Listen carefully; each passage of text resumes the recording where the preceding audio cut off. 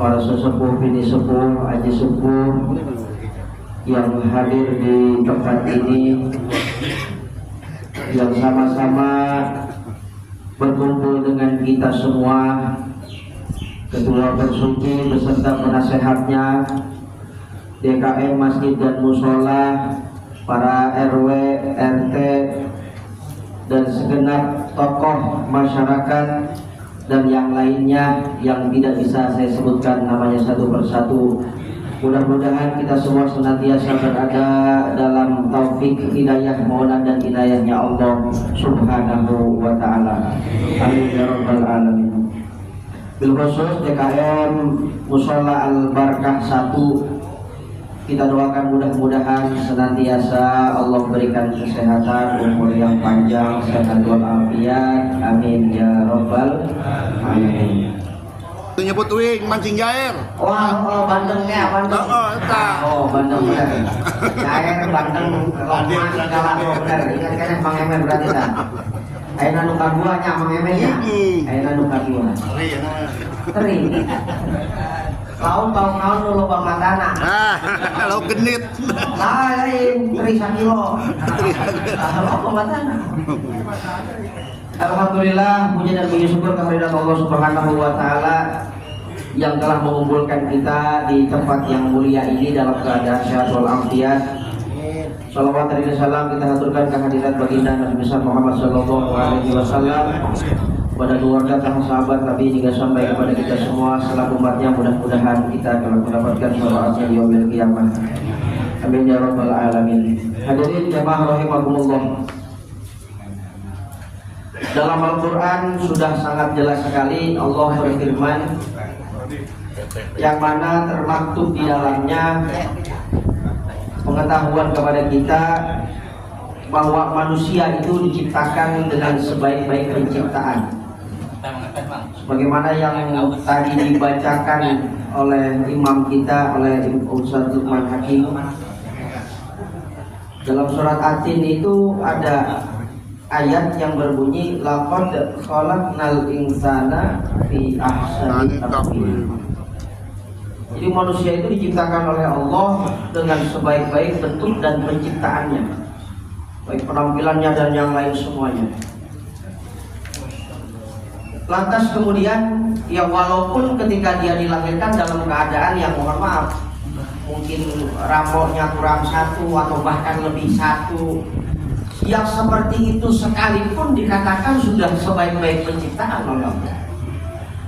Namun dalam perjalanannya kadang manusia itu banyak melakukan sesuatu hal yang tidak menyenangkan, sesuatu hal yang mungkin dikatakan menyeleweng atau menyimpang, karena memang manusia itu tempatnya salah dan lupa. Al-insanu mahalul khata' wan nisyan. Ini tidak bisa dipungkiri oleh siapapun bahwa setiap manusia ini pasti berpotensi untuk melakukan kelupaan dan kesalahan. Itu sudah pasti. Bahkan jangankan kepada alim ulama, orang soleh, para wali, kita itu sudah pasti banyak sekali kesalahan dan kealpaan yang kita lakukan, baik itu disengaja ataupun tidak disengaja. Maka dari kesempurnaan penciptaan manusia ini, satu yang tidak dimiliki oleh makhluk yang lain yaitu adalah akal pikiran. Kalau yang lain mungkin makhluk lain ada yang memiliki hawa nafsu, hewan punya hawa nafsu tapi tidak punya akal pikiran.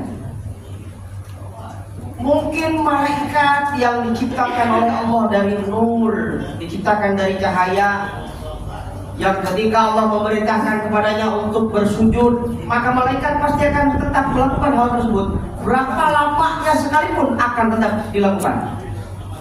Tapi manusia dengan kesempurnaan penciptaan dari Allah, yang kemudian di sana Allah memberikan akal pikiran, maka di antara kehidupan kita sebagai hambanya Allah dihadapkan terhadap dua pilihan, antara sesuatu hal yang baik dan yang buruk. Maka dengan kesempurnaan yang dimiliki oleh manusia, akal pikiran ini berperan bagaimana kita memilih jalan hidup kita masing-masing. Tentunya itu semua sudah dengan konsekuensinya masing-masing. Ketika seseorang memilih jalan yang benar, maka insya Allah dia akan berpotensi untuk mendapatkan pahala dan akan diganjar oleh Allah nanti di akhirat berupa surga. Kemudian saat dia melakukan sesuatu hal yang menyimpang, kira-kira perbuatan maksiat yang menimbulkan dosa, maka nanti Allah akan mengganjar dirinya berupa siksaan di dalam neraka. Itu semua dia dapat dipilih oleh manusia, mau kemana kira-kira dia akan berjalan. Tidak ada intervensi dari siapapun. Silakan boleh memilih, bebas. Mau ke kanan atau ke kiri, mau melakukan perbuatan yang baik atau perbuatan yang buruk. Nah, lantas kemudian begini, ketika Allah menginginkan kebaikan kepada seseorang, ini tidak ada satupun yang bisa menghalanginya. Tadi sudah ketika muqaddimah MC itu menyebutkan begini, mayahdihillahu fala mudhillalah wa may yudlil fala hadiyalah. Orang kalau sudah dikehendaki untuk mendapatkan hidayah dari Allah, tidak ada satupun yang dapat menghalanginya. Mayahdihillahu fala mudhillalah, gak ada yang bisa menyesatkan. Sebab apa? Dia sudah dikehendaki baik oleh Allah, dia akan mendapatkan petunjuk, dia mendapatkan hidayah, maka tidak ada satupun yang dapat menghalangi itu semua. Begitu pula sebaliknya, wa may yudlil fala hadiyalah. Kalau Allah sudah menyesatkan orang tersebut, siapapun orangnya tidak akan pernah bisa memberikan hidayah kepadanya. Oh, Nabi Muhammad kan nabi. Nabi-nabi yang lain, orang-orang soleh, para wali, bagaimana? Sekalipun mereka tidak ada satupun yang bisa memberikan hidayah. Karena hidayah itu hanya milik Allah. Maka ketika seseorang sudah diberikan hidayah, diberikan petunjuk, diberikan pertolongan, taufik darinya, maka itu semua harus kita jaga dengan baik. Bagaimana caranya? Melakukan kebaikan dengan istiqomah. Sekarang banyak dari kita mungkin bangun subuh bisa hari ini, tapi ternyata dilihat-lihat si anu ternyata lalayo bola. Udang lalayo bola. Lain makan bersuci. Maka dari kejangannya buah dalam mana? Oh kan? Udang dalam mana mah? Malah TV. Oh. Bagaimana keistiqomahan kita itu diuji oleh Allah Subhanahu wa Ta'ala. Maka kata orang Arab begini, an-nasu arba'atu asnafin. Manusia itu ada 4 golongan. Manusia itu ada empat golongan. Yang pertama, rajulun yadri wa yadri annahu yadri. Yang pertama, seseorang yang mengetahui dan dia tahu kalau dia itu tahu. Rajulun yadri wa yadri annahu yadri. Itu yang pertama. Fadzalika, siapa yang begitu? Siapa yang dimaksud orang tersebut? Fadzalika alimun, itu adalah orang yang berilmu. Kalau kita tahu ada orang yang seperti itu, maka kata ulama, pegang erat-erat. Kita berpegangan kepada ulama. Sebab apa? Dia orang yang tahu. Dia sadar kalau dia tahu. Itu disebut dengan orang yang berilmu, alimun. Maka kalau ada orang yang seperti itu, jangan kita lepaskan, kita pegang erat-erat seperti balon yang ada 5 tinggal 4. Jadi kalau balon masa bingung gara-garanya. Jadi balon mana baik tadi bola itu balon. Itu yang pertama tuh. Ada orang berilmu, kita pegang tuh erat-erat, jangan kita lepaskan. Karena itu termasuk bagian daripada bagaimana caranya kita berteman dengan seseorang. Loh, emang berteman itu harus pilih-pilih? Loh iya, berteman itu harus pilih-pilih. Kalau kita tahu temannya nggak baik, ya jangan ditemenin. Itu ada bait dalam kitab Al-Ala itu bunyinya begini. Ini pelajaran 25 tahun yang lalu begini. Anil mar'i la tas'al wasal an qarinihi fa innal qarina bil muqarini yang tadi.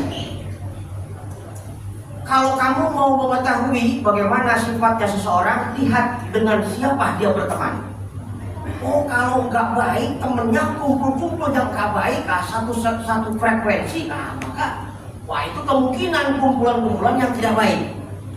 Tapi kalau kita lihat, oh itu orang-orangnya soleh, orang-orangnya bagus semua, orang-orangnya tukang ngaji, berarti kemungkinan perkumpulan itu adalah perkumpulan yang baik. Itu bisa kita lihat dari teman yang berkumpul dengan mereka. Nah kemudian dilanjutkan di bawahnya, itu bait di bawahnya itu bunyinya begini. Kalau kamu mengetahui orang itu buruk, maka fajannibhu sur'atan. Kalau tahu itu jelek, fajannibhu sur'atan, jauhi buru-buru. Kalau kita sering mendengar biasa lamun jelema ulin jeung tukang minyak pasti bakal kabawa. Minyak bosongin. Ulin jeung tukang minyak kabawa songin. Minyak songin pasti. Songin minyak nanti. Ulin jeung pasamingun pasti mau jadi tentara iyo. Lah, ulin jeung pasamingun bakal disiplin, gua jadi tentara mual. Ulin jeung pamrah. Mau jadi lurah. Lah, jadi lurah mual. Kabagian dok sugan. Makanya endong tah. Aku lomba. Wah, ulin jeung Mang Emeng. Mau jadi satpam iyo. Paling ke bawah mancing. Kemana apa ya? Nah itu kalau ada teman yang baik tuh. Kalau ada teman yang tidak baik, fajannibhu sur'atan, jauhi buru-buru. Fa'in kana dza khairin faqarinhu tahtadi. Tapi kalau ada teman yang baik, maka temani dia. Tahtadi, maka kamu akan mendapatkan petunjuk. Kita tahu ada orang pintar, ada alim, ada ulama, tapi tidak kita dekati. Ini yang nantinya akan membuat kekecewaan kepada kita, yang nantinya akan membuat penyesalan kepada kita. Kapan itu terjadi? Kalau orang alim itu sudah wafat. Anjakal aing baheula teu ngaji ka manehna, da emang kunaon aya mah geus heuweuh tah anjakal. Coba apa sudah tidak ada orangnya. Apa jangan coba baduge kalau sudah tidak ada baru terasa. Coba baduge badu di bawah. Kamanda kancan. Kamanda mah tukang pasea. Itu kalau tahu ada teman baik buru-buru. Favorit hutang tadi kamu dekatin, kamu bakal dapat petunjuk. Kata ulama begitu. Sebab kalau mereka sudah tiada, kita nanti akan hanjakal. Apa hanjakal? Menyesal. Akan menyesal hanjakalnya hari ka keur aya keneh aing jauh bae karang ngadeuketan. Ayeuna palapakeun geus eueuh be aing hayang deukeut ka manehna hanjakal.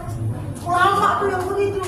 Maka mautul alim, mautul alam. Matinya seorang yang berilmu, matinya alam. Ini jangan sampai membuat kita terus hanjakal, dihantui rasa penyesalan sepanjang hidup kita. Nah itu yang pertama tuh, rajulun yadri wa yadri annahu yadri. Ini yang kedua, golongan yang kedua, rajulun yadri wa la ya'lamu annahu yadri. Yang kedua, seseorang yang mengetahui wala ya'lamu annahu yadri, tapi dia tidak sadar, dia tidak tahu kalau dia tahu. Paham? Kok boleh? Di kita lagi emang gitu. pabelit hajun. Wa rajulun yadri wala ya'lamu annahu yadri. Siapa yang dikatakan orang tersebut fadzalika nasiyun, itu orang yang lupa. Kalau ada orang yang lupa, bagaimana sikap kita? Maka kita ingatkan. Kita itu begitu, manusia itu gitu. Dia tahu wala ya'lamu, dan dia tidak tahu kalau dia tahu. Ini orang yang lupa nih yang begini.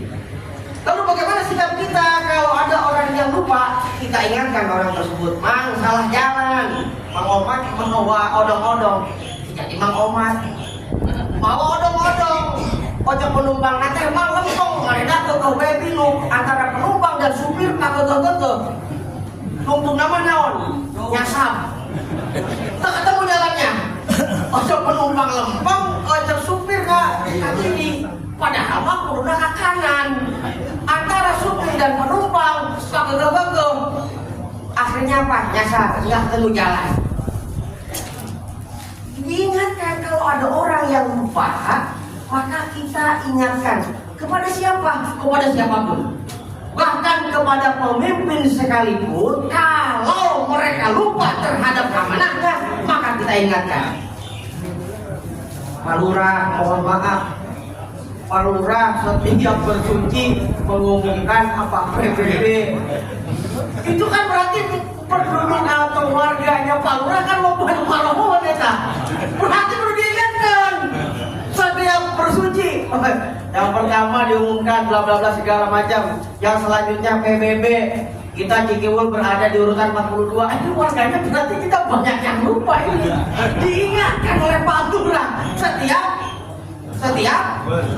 Allah, setiap sambutan.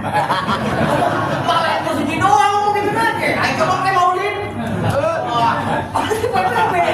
Pas minggu saya jadi tingkatkan keamanan lingkungan kita. RT kena ronda. Itu yang kedua tuh. Rajulun yadri wa la ya'lamu annahu yadri. Yang ketiga nih. Rajulun ya layadri wa ya'lamu annahu layadri.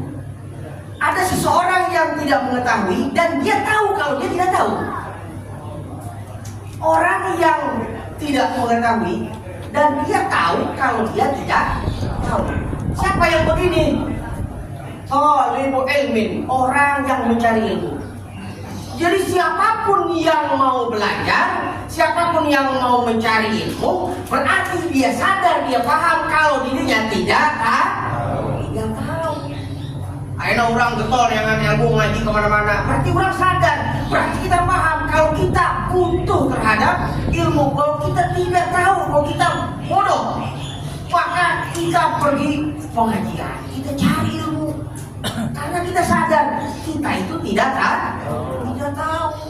Wajib antar gebang, Sumur Batu, Cigenting, kemana kita cari pengajian?